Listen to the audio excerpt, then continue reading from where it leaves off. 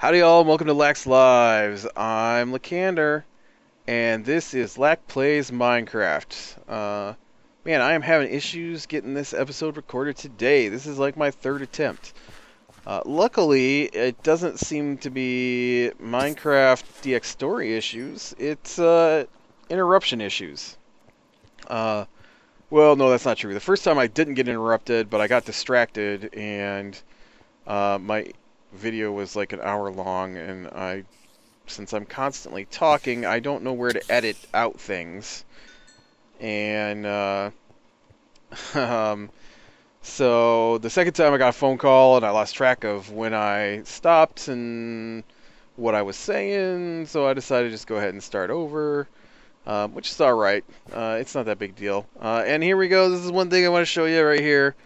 I've updated to 441B, and as you can see, something is wrong. Everything is doing this.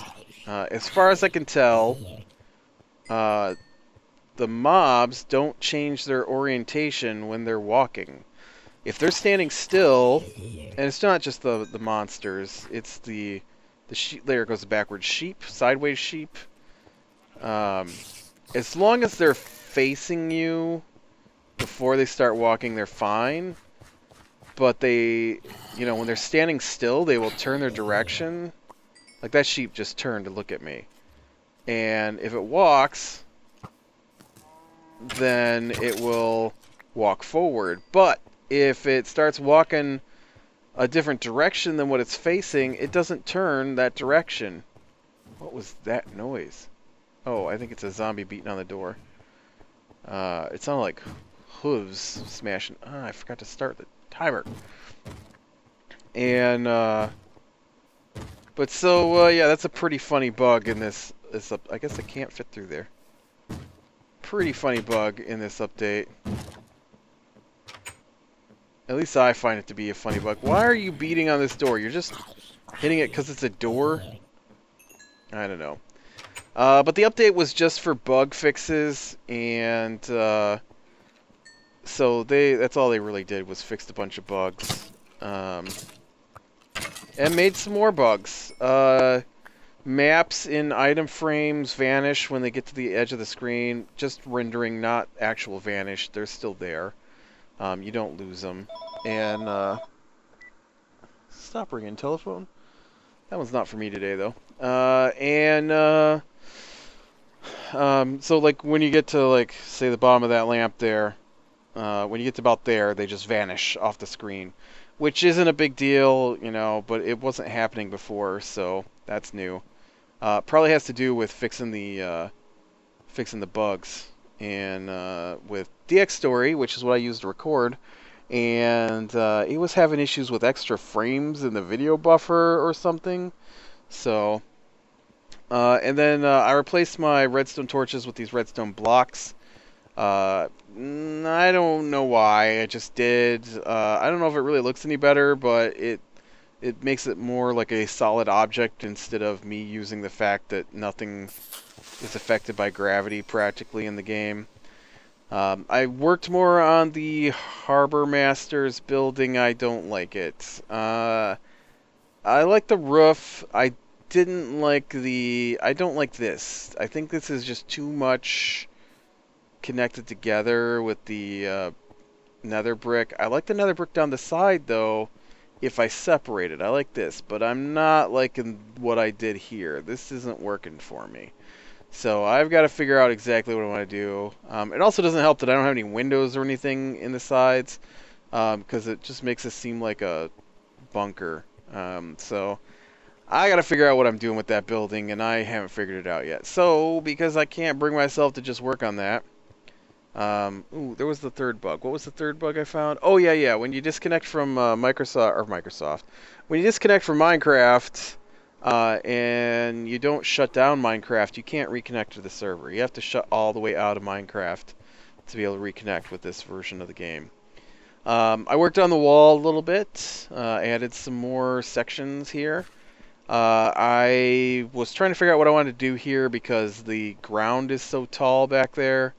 And so I've decided to stack the wall up And so we're going to get a wall and then a second layer wall here and run that over for the next tier of the city. And so I've been working on that a little bit. Let's see. Oh, I had some problems with creepers. They blew out the corner of the everything. Like every corner, everywhere. Wherever I was at.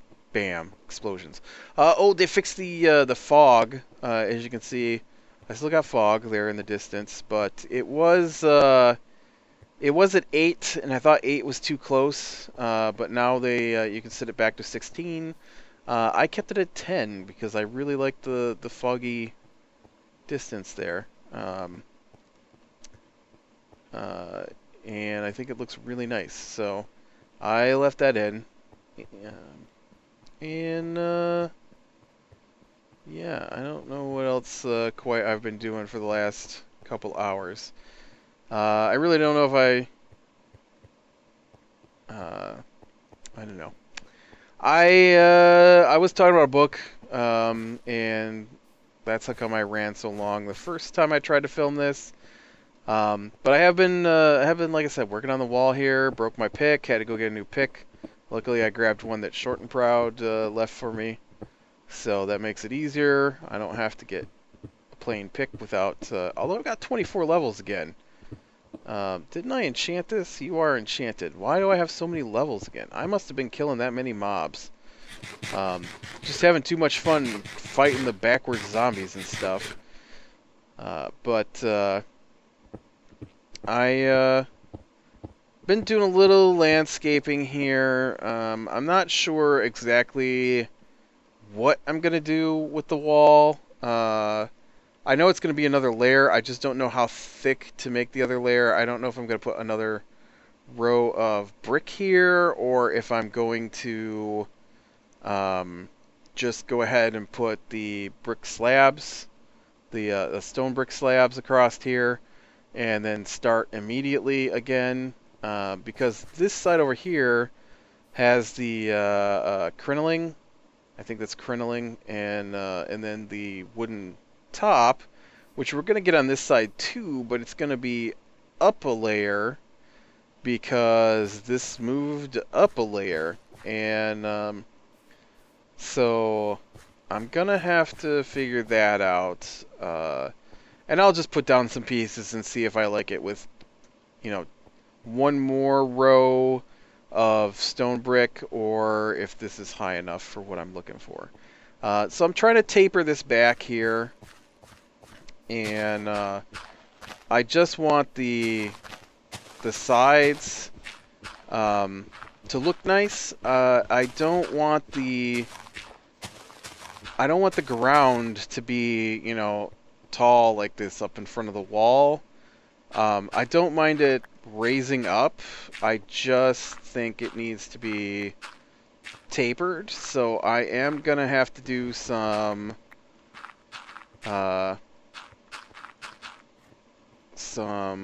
landscaping here, which shouldn't be too bad. Not as bad as digging out the layers I'm gonna have to do later, but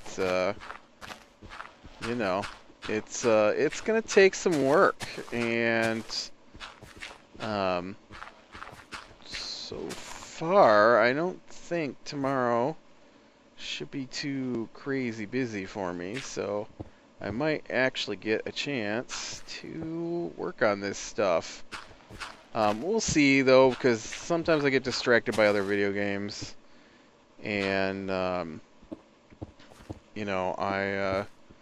do have a lot of different games, and I do like to play a lot of different kinds of games.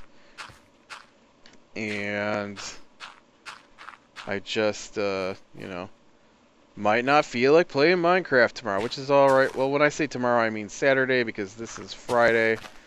This video was actually be Monday's video. So probably by Monday, there'll be a different version of Minecraft out than what I'm using today, so yeah. Let's see. So I was talking about books by Elie Modisette. He is one of my favorite authors, and he just had a new book come out called The One-Eyed Man, and I believe it's in reference to the one-eyed man in the kingdom of the blind is king, and which is just a saying. Now, if you've never heard it before, it's just you know, in the, I think that's pretty much it. In the kingdom of the blind, the one-eyed man is king, because he can see. And so,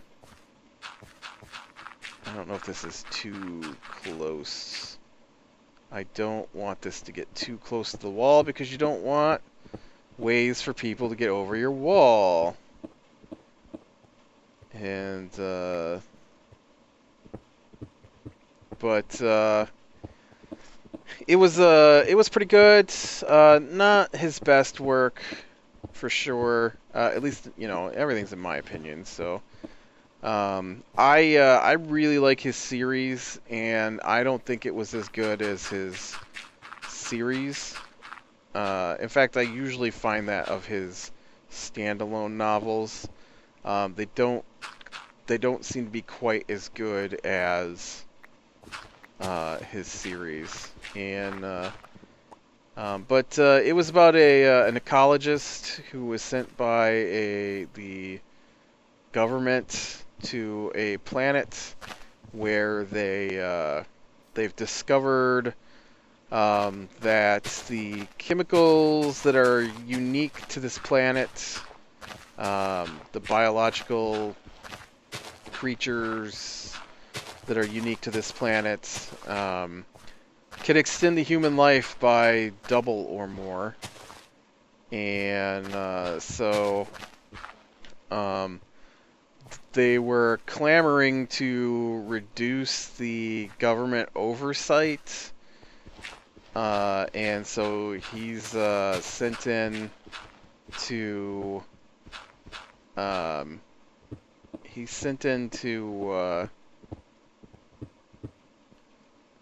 check to see whether or not there's too much oversight, not enough, if the corporations that are there are following the rules that are prescribed to them by the government, if the communities that are on the planet are following their rules for, you know, pollution standards. And so the planet's a little weird. It's like older, but has a larger core that's hotter than it's supposed to be, and it's closer to its sun than it's supposed to be, and something is in the sky that they call sky tubes, which in my mind was like tentacles.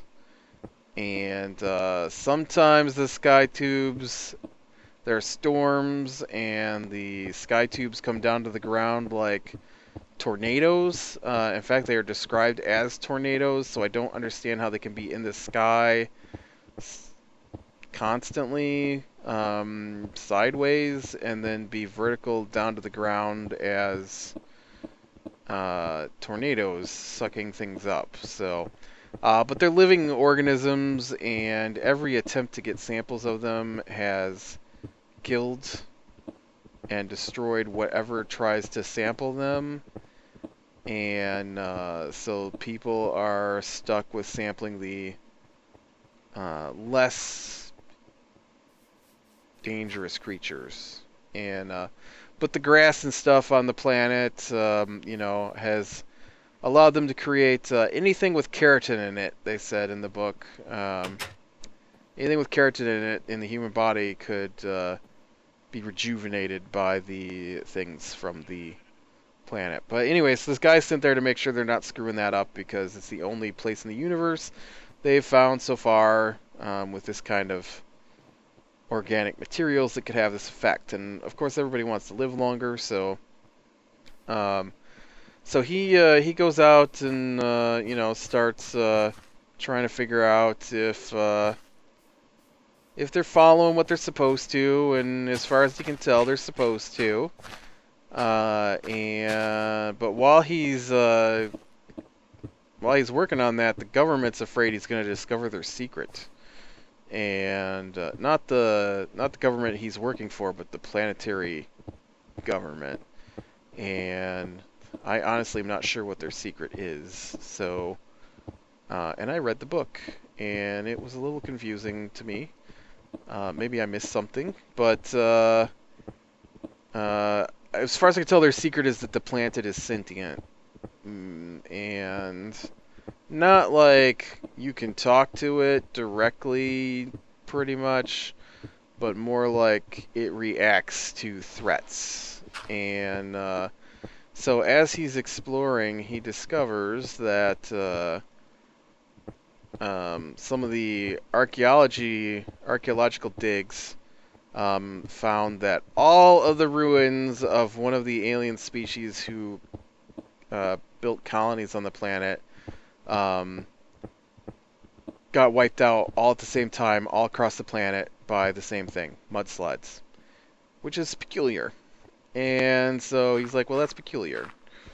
And then he discovers that there's a good possibility that another alien species was wiped out by volcanism. And then he discovers that another alien, not wiped out, because they're just colonies. None of these aliens originated on the planet. They all came and built colonies on the planet when they found it to be habitable. So then one of the other ones appears that the whole sky is purple from the tentacles, and so he, they block out the extra sun because the planet is closer to the sun than it should be to be a habitable planet. And so there's whole sections of the planet, though, where they believe there were colonies that got wiped out by the sun getting through the complete sky tube cover. And so he realizes that this planet is not happy when you mess with it. And he learns that one of the corporations is about to perform an experiment that the last time it was performed ended up with the sky tubes coming down and destroying the entire area and killing like an entire laboratory full of people, except for one woman survived, but she was traumatized to the point where she has the mind of an 8-year-old, and so she only speaks in rhyme. And but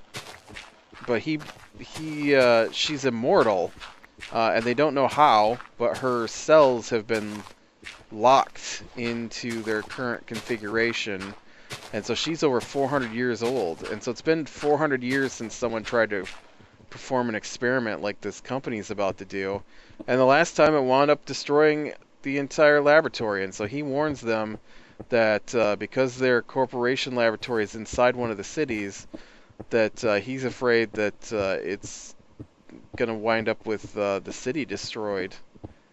And, well, of course they don't listen to him, but he goes and talks to the girl and speaks to her in rhyme and gets her to understand that it's only that corporation doing it, and if the planet could limit its damage to just that particular city, that might be a good thing. And so that's what happens, is just the city where that laboratory is at gets wiped out. And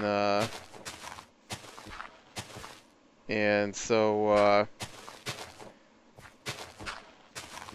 I don't know, that was pretty much the end of the book. It wasn't the best, but it was good. I enjoyed it. I read the whole thing in just a couple of days, so I must have enjoyed it enough for that, because I've got about 7 other books I've been trying to read through that just don't seem to keep my attention long enough to get to the end. So, and I'm a reader, so it's not like I'm struggling to read. Well, it's why I've got 7 different books, is I'm looking for something that keeps my interest, and I don't know. Still haven't finished new Dan Brown and stuff. Dan Brown, um, I don't know. I haven't made it through Inferno yet, and um, let's see. I don't know what else I'm reading, but yeah, Modestet. He's really prolific. He releases many books during the year, and not just like one every 6 years or something. George Martin, please. Where's the next book in the Song of Fire and Ice? But I guess George Martin. Well, no, I don't. I don't know. I don't know if he really releases other books. He releases a lot of anthologies, but which are, you know, not just him usually. He edits things, and I wish he would just write things, and then that way I can get my rest of my story. Anyways, but I like Modestet's series better. He's got 2 new books I haven't read yet. I need to. Imager's Battalion, which I'm currently reading. I just keep getting sidetracked from it. I've actually been enjoying that one quite a bit. But I like the Imager Portfolio series is what it's called, but I like the other part of the series better, and so I find myself struggling a little bit to read this part of the series because I like the other character better.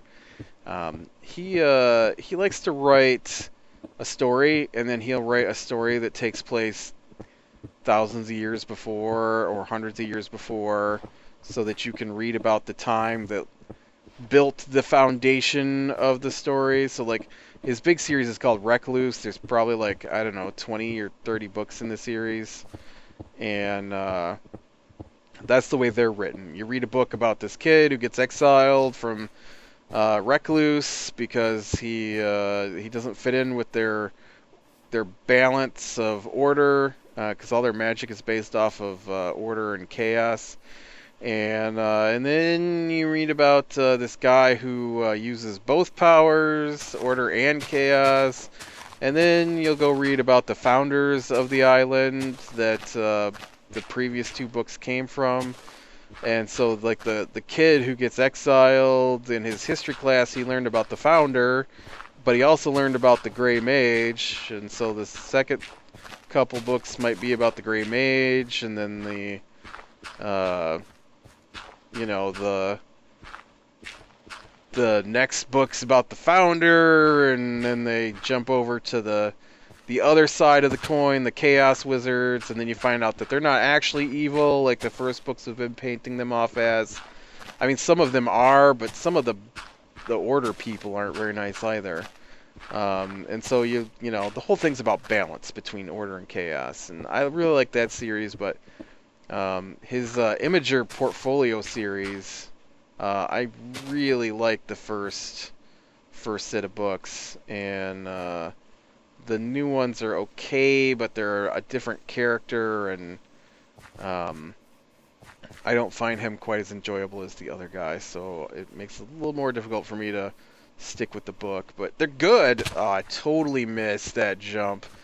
They're good, and I'm enjoying them, just not enjoying them as much as the previous guy. But the Imager Portfolio is about these guys who can, I mean, there's a whole bunch of them, but they, if they imagine something, it can be real. And so, like, it's really cool because he's built up this magic system based off of imagination, and so, like, they can't stay in the same room as other people when they're sleeping because they actually might imagine things that become reality while they're sleeping.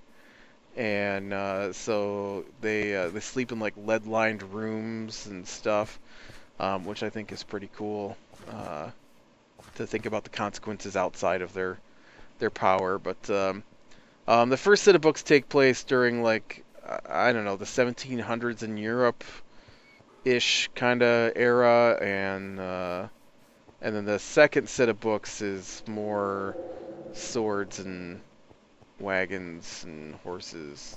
Well, I guess there's horses and wagons in the 1700s too, but yeah, see, that's gonna look better with the terraformed, landscaped, tiered back, pulled back, layered back, something. I just didn't like the way it was a big flat wall over here, and this will look much better. Oh, I've got to finish this. I didn't do this part here. Which I know I have to do this a lot, but I'll just put a little hill there in this side of this, and get this all matched out. This will actually start to tear down itself, so yeah, just like that. But I'll put those in there. We'll leave that stone in there. That'll be fine. And maybe take this back a couple here. That'll be fine. That should look fine, I think. I just didn't want it so close to the wall that people could jump into my city. And so that looks less like I manufactured it and more, well, no, this straight line here has got to go. And make it more look like it's a natural formation. So, and then we'll get another level of wall here, which will help close this off. But yeah. So, anyways, the first Imager portfolio set of books is about this guy who discovers he's a Imager, and but he's also an artist, and so he's really powerful because he is good at imagining things, and he you know, it's got like 3 or 4 books with him, and but then the series shifts, which is apt to do with Monoset, and it jumps back in time to the guy who founded the Imager colleges to train Imagers, and so there isn't an Imager college to train these people, and so they either learn on their own, or they're killed, or they're kept as slaves by their government, kind of thing. And so he is working with a leader that he believes will allow him to create a haven for Imagers, so that they can come and learn to control their powers and things like that. He's married to the dude's sister too, which probably helps.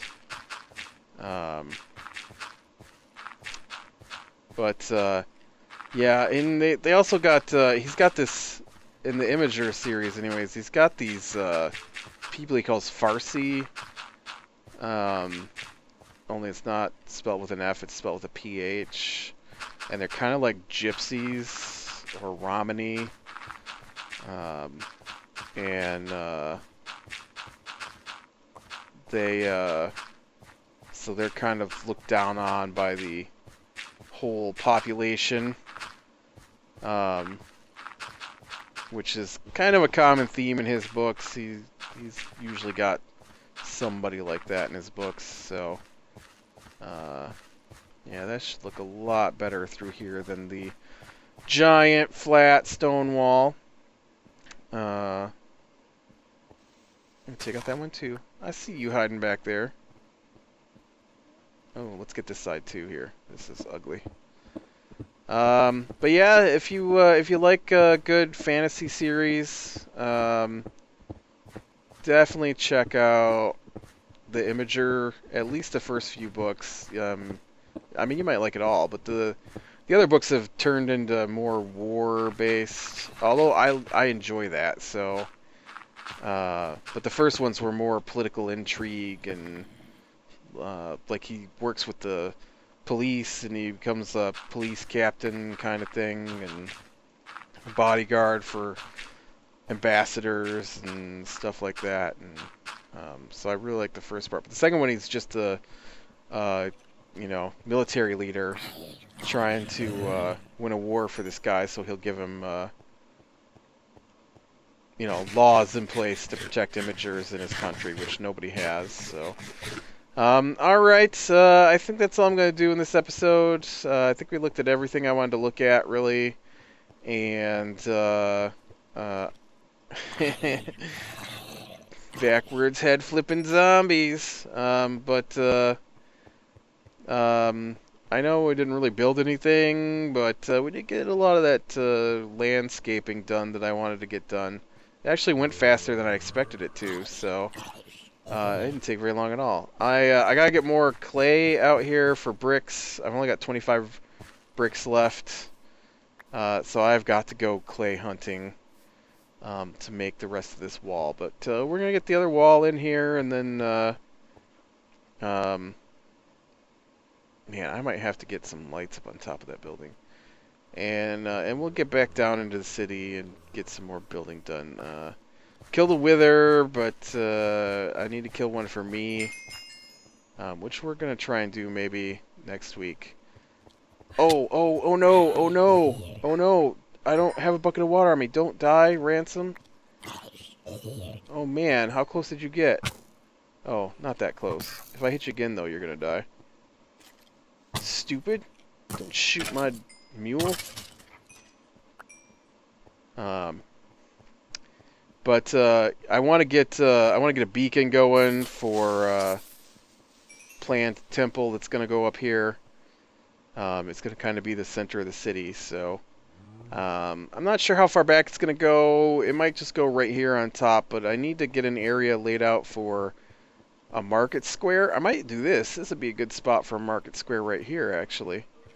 Got plans for that, though. I want to get some storefronts in, too, and I haven't done that yet. Well, as you can see, I haven't done much of anything. It's all big, empty, open areas. All I got is the park and the inn and the monument, pretty much, but probably get this a little closer to done between now and the next episode, and figure out what I want to do with the roof here, because I don't like that. And now that we got the stained glass, I was thinking of maybe trying to put an anchor in the window for the harbor master. I think that might look cool. It might look stupid. I don't know. We will have to see. So, alright, click like if you like, subscribe to be sure and catch the next one. And I will talk to you hopefully next time without backwards walking zombies later. Oh no! Oh no! Oh, did you see that? I threw my diamond hoe on the ground and it got... Oh, man.